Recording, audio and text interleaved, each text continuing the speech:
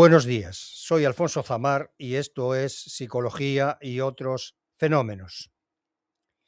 Transitar por los caminos de la historia provoca una mezcla de indignación y temor. Es el eco natural de asomarse al abismo del pasado. Indignación ante las injusticias recurrentes y la crueldad. Y temor a reconocer patrones que parecen condenados a repetirse. El concepto de transmodernidad como metarrelato de la globalización nos propone el transdesarrollo de lo humano, el hombre mecánico, que es la transición de una metáfora filosófica a una realidad tecnológica. Este concepto ha evolucionado desde la máquina biológica de la Ilustración hasta la inteligencia artificial contemporánea. René Descartes sentó las bases del dualismo con el Tratado del Hombre en el siglo XVII, al proponer que el cuerpo humano es una máquina compleja compuesta por leyes mecánicas, aunque con una res cogitans, que define la sustancia espiritual o el alma. Posteriormente, Julien de La Mettrie, en el año 1748, radicalizaría la idea de Descartes, afirmando que el alma es solo una parte de la organización del cuerpo, postulando que tanto el pensamiento como el movimiento no son más que funciones de la materia organizada. Esta visión mecanicista evolucionó hacia el estudio de sistemas complejos y el procesamiento de la información en el siglo pasado y en la actualidad. La idea inspiró el diseño de los primeros robots industriales y la búsqueda de imitar las funciones humanas mediante hardware. La historia de la cibernética y la inteligencia artificial es un viaje que va desde la regulación de sistemas biológicos y mecánicos hasta la simulación del pensamiento humano. Aunque a menudo se confunden, la cibernética sentó las bases teóricas y de control que permitieron el florecimiento de la inteligencia artificial. Actualmente, el debate se centra en si una máquina puede ser inteligente y desarrollar el pensamiento que Descartes reservaba solo para los seres humanos. El concepto de sistema hombre-máquina describe hoy día la integración total de tecnología y operadores humanos en procesos complejos. En el pensamiento científico moderno, heredero de la teoría de la evolución de Darwin, la pugna secular por la comprensión del ser humano entre las ciencias sociales y las ciencias naturales está siendo ganada por esta última. La psicología psicoanalítica fundada por Sigmund Freud en el siglo XIX y la psicología humanista que surgió en los años 50, cuyo enfoque principal es la autorrealización y el desarrollo máximo del potencial humano, son sustituidas por la neurobiología y la ciencia social es sustituida por la ciencia del comportamiento basada en la computación y el cálculo. Con el psicoanálisis y la psicología humanista se encontraba el conductismo. Baruch Skinner, uno de sus máximos exponentes en Más allá de la libertad y la dignidad en 1971, afirma que la conducta del ser humano está condicionada por la genética y la historia de su condicionamiento ambiental. A partir de la Segunda Guerra Mundial, el auge económico y la industrialización masiva transforman el ocio y el tiempo libre en un nuevo mercado. Como las pretensiones de los gobiernos disminuyen por todas partes debido a la deuda externa, estas empresas están ocupando el espacio público y ejerciendo cada vez más influencia sobre la vida de las personas. El endeudamiento de los países aumentó significativamente más tarde, durante los años 70 y la crisis de los 80. En los 80, con la revolución digital, no solo cambió la tecnología, sino que se disparó el consumo exponencialmente. Con la llegada de la telefonía móvil, comienza una demanda insaciable por la conectividad constante y las empresas comienzan a utilizar los primeros sistemas de marketing y las bases de datos digitales para fomentar un consumo más agresivo y dirigido, que sentó las bases de la economía digital actual. A partir de ese momento, las grandes corporaciones tecnológicas y de medios ejercen el control sobre la información, dominando la producción, la distribución y el consumo de datos a nivel global. Apoyadas por la tecnología digital, succionan la información individual, monitorizándola para moldear la percepción pública, influir en la agenda política y gestionar inmensos ecosistemas de datos. Es el momento en que el posthumanismo provoca un giro filosófico y cultural que desmonta la visión del ser humano como centro autónomo y superior del universo, que postula el humanismo. Propone, en su lugar, una red simbiótica donde la humanidad coevoluciona con la tecnología. Cuestiona la exclusividad humana y busca integrar nuestra identidad biológica con la digital. Parte de una nueva ontología donde los límites entre lo humano y la máquina se desdibujan. Ronsay describe al hombre simbiótico como un ser híbrido en constante interacción con redes de comunicación y sistemas tecnológicos. La tecnología no será solo una herramienta, sino que forma parte de la cognición y la acción humana. Se pasa de la conciencia individual a una cognición distribuida entre procesos neuronales y sistemas técnicos. Se cuestiona el envejecimiento y la muerte, explorando la posibilidad de mejorar o extender la vida a través de la tecnología. Antes de alcanzar la sociedad posthumana, que a juicio de los expertos representa el momento de despliegue total y de sustitución del viejo humanismo darwinista, debemos transitar por una evolución que llaman singularidad tecnológica. Será el momento en el que las máquinas artificiales podrán autorreproducirse y generar máquinas mucho más potentes sin el recurso de la inteligencia humana, hasta dar lugar a una era en la que se impondrá la inteligencia no biológica de los posthumanos, que constituye el punto final de nuestra historia.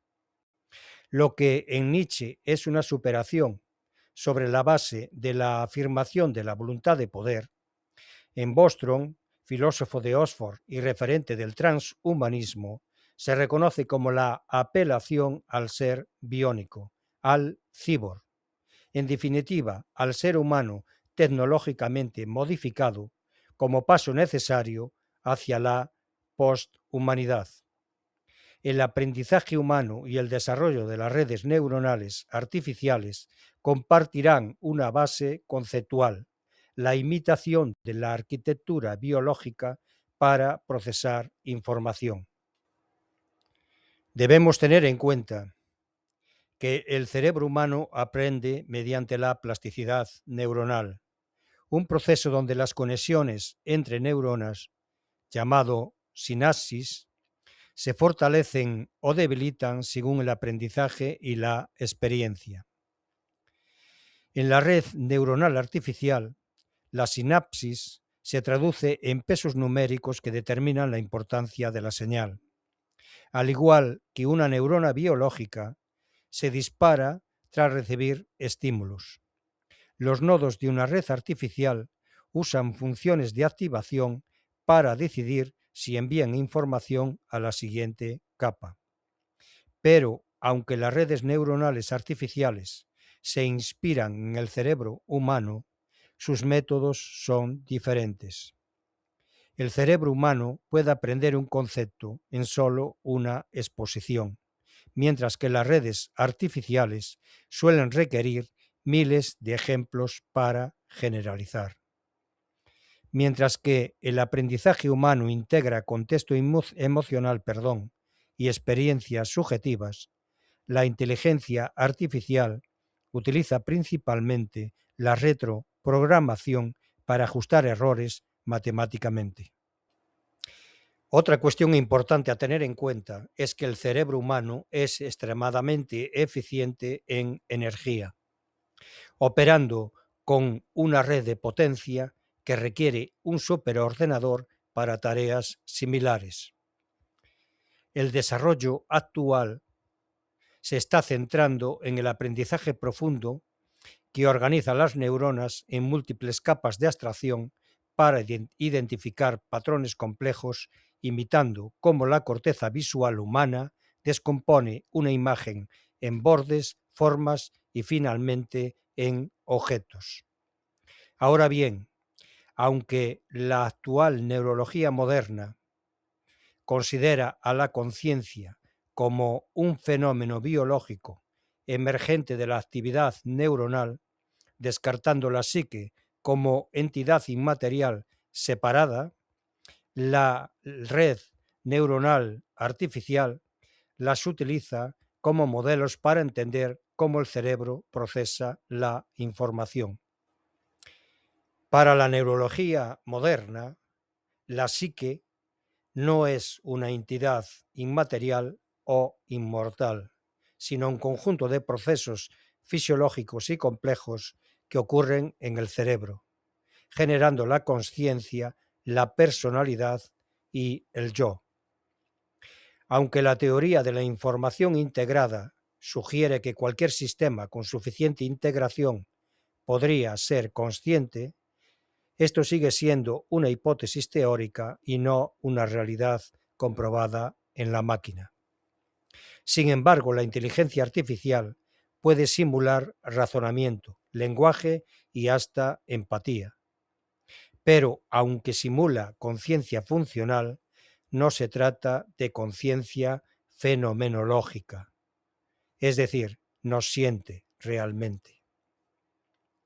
En cuanto a la psique, o si se quiere, el alma, está más allá del control de la neurología y la ciencia. Tampoco una estructura de silicio puede desarrollar la psique.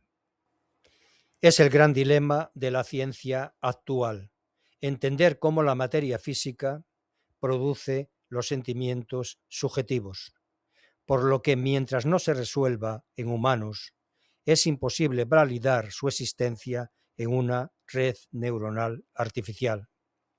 Por otra parte, la física cuántica sugiere que la conciencia y la psique no son un producto cerebral, sino un fenómeno fundamental del universo. Distintas teorías conectan el alma y la conciencia con campos vibratorios de energía y de información no local, es decir, las sitúan fuera del cerebro y del cuerpo físico. Se propone que las partículas subatómicas de nuestro cerebro están entrelazadas con el universo, lo que explica la conexión energética que perdura más allá de la muerte, actuando como una red de energía interconectada que trasciende el tiempo y el espacio.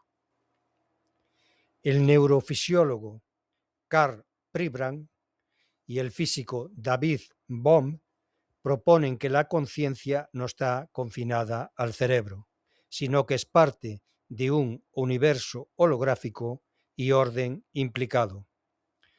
Para David Bohm, la conciencia es un flujo continuo compartido con la materia.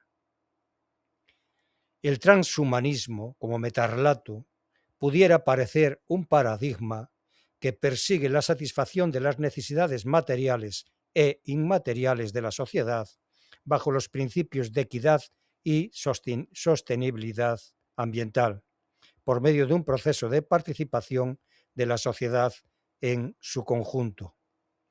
Un proceso de ampliación de las opciones y capacidades de las personas, con la mejora de la esperanza de vida, la educación y el acceso a recursos necesarios para un nivel de vida digno. Sin embargo, las grandes corporaciones ya llevan tiempo posicionándose para convertir los avances tecnológicos en el gran motor económico. El transhumanismo no es solo una corriente filosófica, es un mercado emergente donde el cuerpo y la mente se convierten en productos rentables.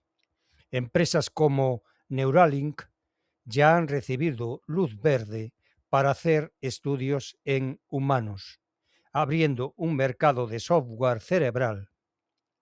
La investigación para ralentizar el envejecimiento biológico atrae inversiones masivas, prometiendo servicios de mortalidad opcional para clientes de alto nivel adquisitivo, desde exoesqueletos para prótesis personalizadas y wearables que amplían los sentidos. Aunque, como en todo, solo las élites económicas podrán acceder a las mejoras, ensanchando la brecha entre los aumentados y los humanos naturales. El acontecer histórico nos revela un mundo que crea la necesidad de lo anodino, en un sistema en el que las cosas y los objetos dejan de tener sustancia, aparecen y desaparecen como productos con obsolescencia programada. En este escenario, el yo no denota identidad, sino partes o aspectos de una persona que se proyectan en la red y van incorporando elementos digitales que en muchos casos son contradictorios. Francis Fukuyama, antiguo politólogo y funcionario norteamericano de origen japonés, se atrevió a decir que estamos en el final de la historia. Como consumidores, nos extenuamos atrapados en un sistema de signos manipulados por la publicidad que estimula permanentemente un deseo que nos agota. No hay certezas, nada es concluyente, todo tiene un carácter transitorio, provisional. A la anterior sociedad disciplinada sobre el miedo a la condenación y el castigo, ahora se nos impone el contrapunto, una identidad frágil, líquida, en la que todo es efímero, lo que nos hace más vulnerables a nivel individual y social. El imperativo del mercado ya no es tanto producir bienes, sino llevar al individuo a la apatía a través del estrés, la monotonía, la falta de sueño y el aislamiento, y condicionarlo con estrategias que permitan estimularlo constantemente. El consumismo reduce la vida con la acumulación de bienes efímeros, priorizando la gratificación inmediata sobre el crecimiento interior y el valor de la sabiduría. Esta mentalidad fomenta la falsa felicidad hedónica y esclaviza al individuo, perdiendo la capacidad de reflexión profunda, la experiencia y el propósito existencial. La sabiduría es esencial para la vida, ya que permite apoyo, conocimiento, experiencia y reflexión para tomar decisiones correctas, gestionar emociones y mejorar las relaciones interpersonales. Actúa como una guía para discernir el bien del mal, proporcionando protección, propósito y capacidad de vivir con mayor plenitud y perspectiva. Necesita un tiempo reservado para la contemplación sostenida, espacios protegidos de la urgencia de las preocupaciones de cada día, y estructuras sociales que valoren la cultura y este tipo de pensamiento para su desarrollo. Con la revolución industrial comenzó a erosionarse rápidamente el pensamiento contemplativo, que ha sido destruido completamente con la revolución digital de las últimas décadas. La economía de la atención que se da hoy día no tiene precedentes. Captura y mercantiliza cada fragmento de la actividad mental humana.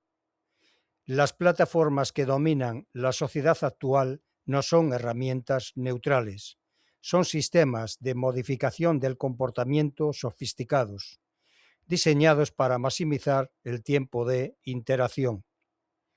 Operan con una lógica implacable, a través de la emoción individual inmediata, recibiendo amplificación algorítmica, mientras que lo que requiere una atención sostenida se anula sistemáticamente.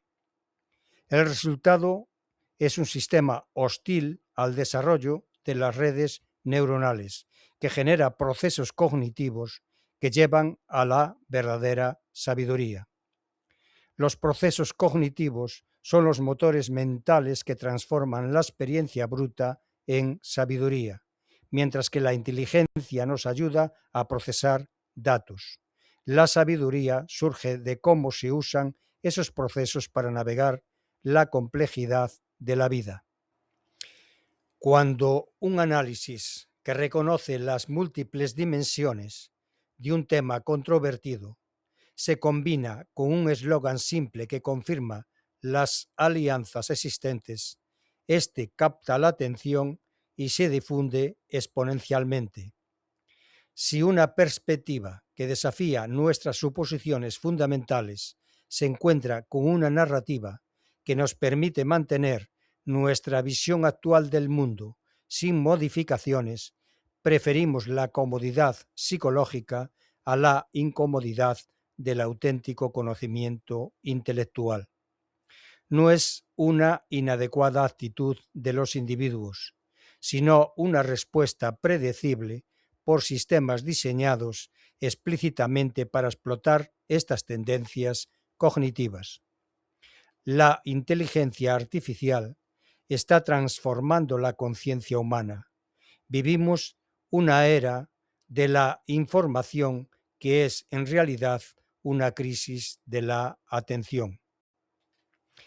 Mientras proyectamos fantasías de trascendencia, donde la tecnología nos promete libertad o incluso una especie de redención de nuestras limitaciones humanas, nuestra biología y nuestra psique están sufriendo un costo: la dificultad de mantener la atención sostenida por la fragmentación del tiempo. Las plataformas tecnológicas están diseñadas para capturar nuestra atención mediante estímulos constantes que excitan nuestro sistema de recompensa cerebral. La cultura digital fomenta la creencia de que podemos procesar múltiples flujos de información a la vez, pero la neurociencia y la psicología indican que solo genera fatiga atencional y dispersión. El miedo a perderse algo provoca una atención líquida constante o de vigilancia periférica que impide la inmersión profunda en cualquier actividad.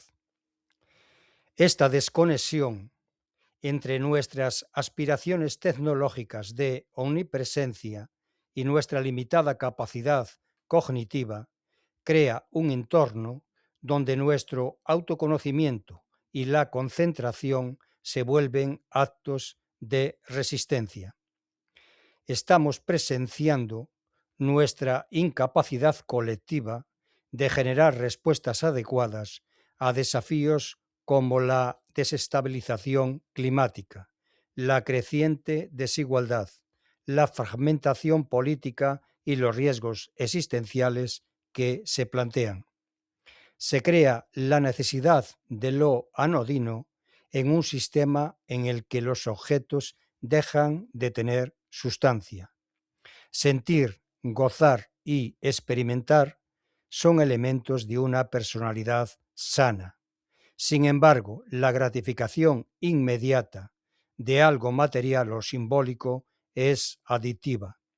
Opera como síntoma que degrada la personalidad y evita sentir y gestionar la frustración, provocando la indiferencia psicológica, es decir, la falta de interés y la participación emotiva, generando impulsividad. Las relaciones están sujetas a un proceso de debilitamiento constante, en el que el nuevo significado vital se precipita sobre el yo sin tiempo a asimilar las nuevas reglas, arrojando al vacío la individuación. La seducción y la fascinación se han convertido en el principio estructural del sistema y el condicionamiento del deseo en el leitmotiv de la economía y la política, que reclaman un individuo obediente y operante. El naciente orden mundial está dirigido por una centena de gigantes corporativos, muchos de ellos más poderosos que la mayoría de las naciones soberanas. Según Ray Kurzweil, reconocido como director de inteligencia de Google, la inteligencia artificial seguirá creciendo y alrededor del año 2045 las máquinas serán capaces de mejorar por sí mismas en inteligencia y podrán desarrollar máquinas más inteligentes. En ese momento se producirá una explosión de la inteligencia artificial en cuestión de horas, de tal manera que tendremos máquinas superinteligentes que tomarán el control del planeta porque su inteligencia estará muy por encima de la de cualquier ser humano. Ese momento lo llama la singularidad. En la Universidad de Oxford, 2 institutos se dedican a desarrollar y promocionar el transhumanismo. Lo que nos espera es un futuro post-biológico. En ese mundo, la marea del cambio habrá barrido al género humano y lo habrá sustituido por su progenie artificial. Escribe Hans Moravec, investigador en robótica: en el curso de un siglo madurarán, se convertirán en seres tan complejos como nosotros y finalmente en entes que trascenderán todo lo que conocemos, de lo que nos podremos sentir orgullosos y considerarlos nuestros descendientes. Esto es todo por hoy. Gracias por escucharme y hasta otra.